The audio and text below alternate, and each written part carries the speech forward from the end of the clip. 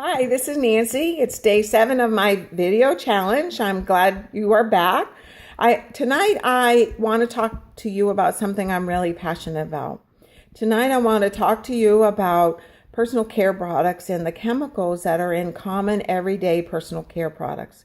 And I feel very strongly about that, and that is one of the reasons why I made the decision for me to change to some of the personal care products through the Young Living Corporation.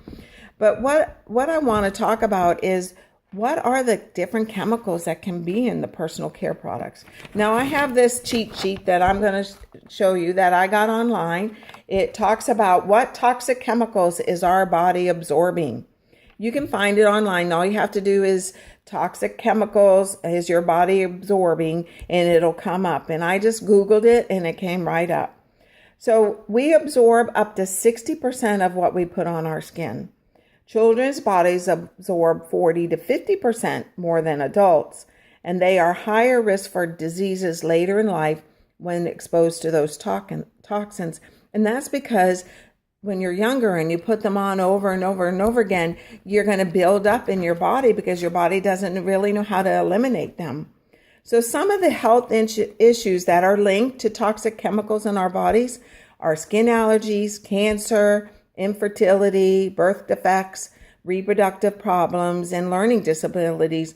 And as you know, the incidence of these diseases and these issues is increasing more and more every year. So some of the ingredients that we need to avoid, there are carcinogenic, and they're found in our beauty and skincare products.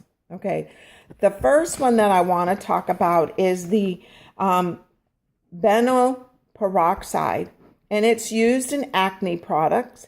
The MSDS states that it's possible tumor promoter. Now, the MSDS stands for Material Safety Data Sheet. That's required by the government that we know everything about every single product that we have exposed to. And you can go online and find out what the MSDS talks about every single product.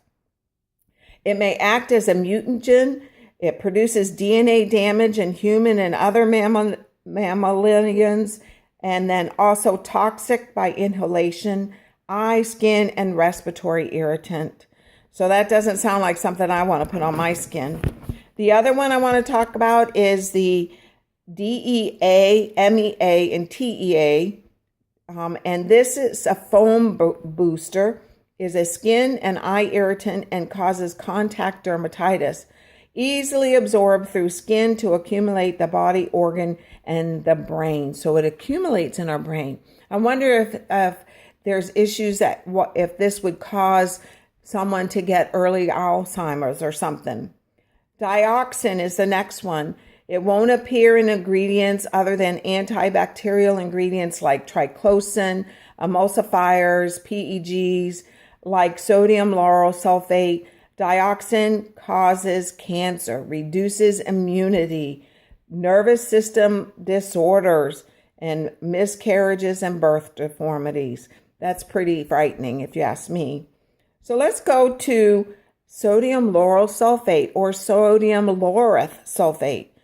It's used in car washes, garage floor cleaners, engine degreases, and 90% of personal care products that foam.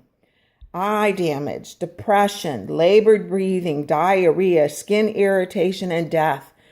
It's in our shampoos. Most every shampoo that's out on the market has one of those 2 products in there because it helps make it suds and feel like we're really cleaning our hair well.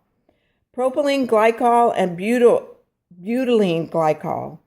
They're petroleum plastics, and the EPA considers propylene glycol so toxic it requires gloves, clothing, goggles, disposal of bearing. So all protective equipment when you're handling those products.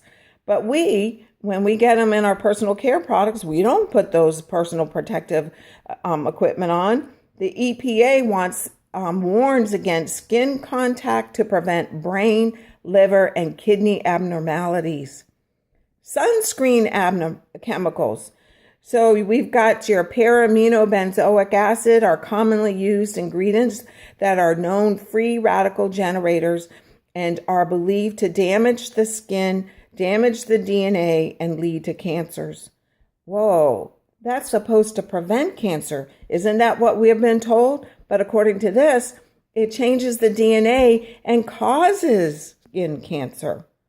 Triclosan is another one, and that's synthetic antibacterial ingredient, and the EPA registers it as a pesticide posing risk to human health and environment, and it's classified as a chlorophenol, a chemical suspected of causing cancer in humans. That's just a few. I recommend going online, looking up this sheet so that you can look and see what else. And then I'm going to challenge you to get out your personal care products, whatever you're using, whatever brand, and look and see if any of these chemicals is on this list. Then maybe you want to think about what other products could I be using so that I'm not putting these chemicals into my body. That to me was my reason why I changed to a product line that I know has no chemicals in it that is going to hurt my body. And therefore, I hope that I'm reducing the chance of cancer. I can't guarantee it, but that is my goal. The chance of cancer, the chance of heart disease, the chance of all other issues. That's my goal. Please take that into consideration. And tomorrow I'll back on again, and I hope to see you. And I'll be talking about certain alternative personal care products. See you then.